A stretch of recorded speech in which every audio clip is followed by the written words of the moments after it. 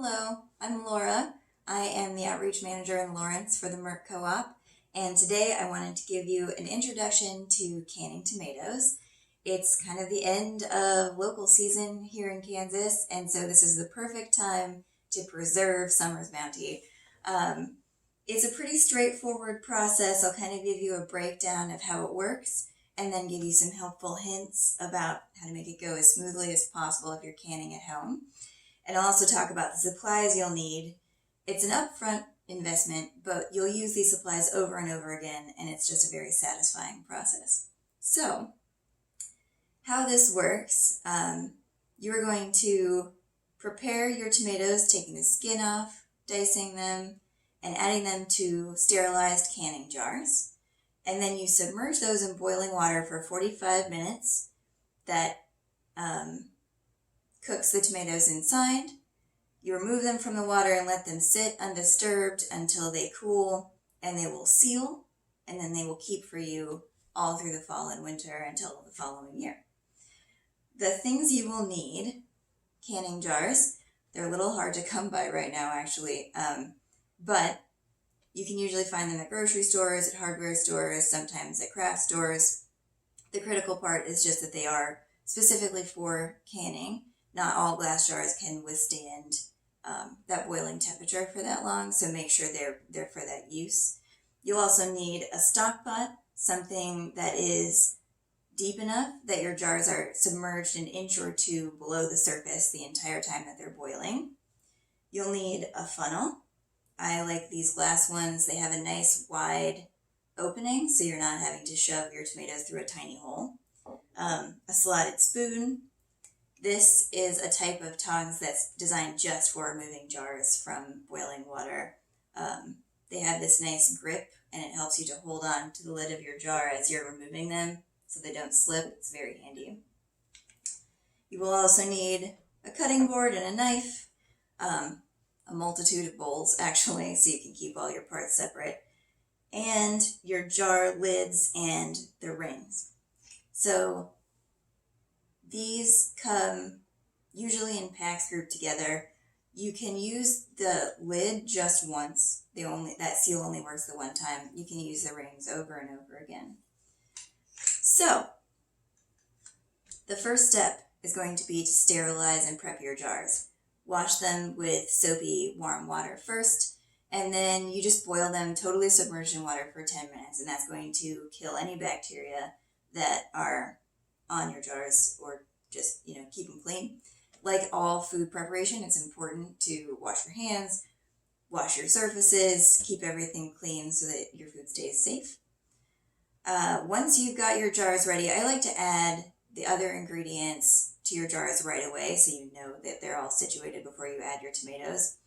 For quarts, you need 2 tablespoons of lemon juice and a half a teaspoon of salt. For pint jars, you just need half of that, 1 tablespoon of lemon juice and about a quarter teaspoon of salt.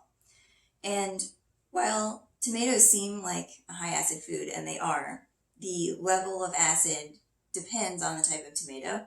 So adding that extra acid to your jar, make sure that no bacteria is going to grow as your tomatoes sit. So that keeps it safe and make sure it's standardized. I'd recommend bottled lemon juice instead of fresh, because that has a standardized pH also. You know exactly what you're getting. So once you've got your jars ready and the other ingredients added, that's when you start prepping your tomatoes. So bring a pot of water to a boil, because you're going to need to remove the skin. And it helps if you just add a small X to the bottom of your tomato. And that way, when you boil them, it's about 30 seconds. You remove them with your slotted spoon into a bowl, let them cool down so you can handle it.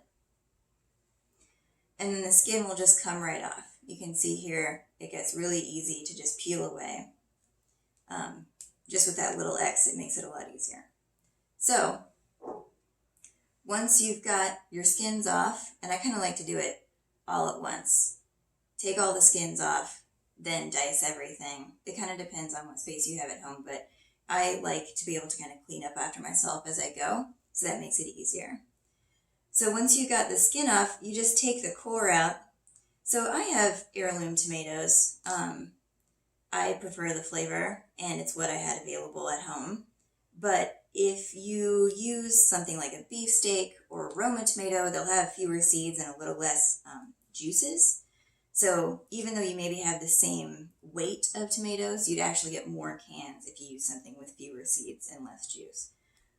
You'll need about 3 pounds of tomatoes to make 1 quart of canned tomatoes, because they reduce down quite a bit. So I'm just removing the stem end. These had a little bit of a green shoulder, so I removed that too. You don't want that texture, the harder texture in there. And then I just cut mine into eighths. You're going to remove the seeds and the juice and add them right to your bowl. So once you have all of your tomatoes ready, you use your funnel and add them to the jar. And the most critical part about that is once you're done adding all of your ingredients to your jar is to wipe down the top of your lid so it's clean. That's going to make sure that your lid seals, which is critical. So you can see this makes quite a lot of juice. I usually reserve the juice. I'll strain it. And then once I've packed my tomatoes into my jar, I'll top it off with a little bit of juice. You want to leave just 1/2 inch of headspace in your jar. I'll show you with my finished jar here. Just that little bit of space is going to allow your mixture to boil, but you don't want to leave much more than that because then your lid won't seal. So you've got all your tomatoes in, you seal them up, add your lid, and then screw your ring on really tight so that it holds it in place. And then you add it to your boiling water and let it sit for 45 minutes. Make sure to keep an eye on your boiling water. It will evaporate off as you go. So make sure that it's always at least 1 inch over the top of your jar so it's going to cook and seal everything. And then you remove your jar. I recommend making a space right next to where your boiling water is at with a little towel, because once those jars are super hot, it's going to be important to handle them with care so they don't crack on you, because they'll be a little more delicate when they're that temperature. So I lay a towel out so they sit on that nice soft surface with enough space between that they're not touching, and then just let them cool completely there without moving them around. So once they've cooled, you can make sure that they are sealed by just touching that top. You can see this one doesn't bounce back. That is sealed. But if it hasn't, it will sound a little like this. So if that's the case and they didn't seal, just use those tomatoes in the next few days and they'll be just fine. But hopefully everything is sealed up and you're ready to go. And it really is as easy as that. It's very satisfying to do. So good luck. If you want more information, I would recommend K-State Extension.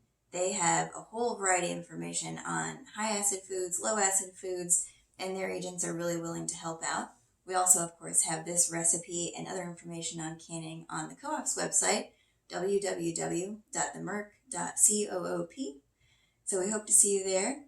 Happy canning.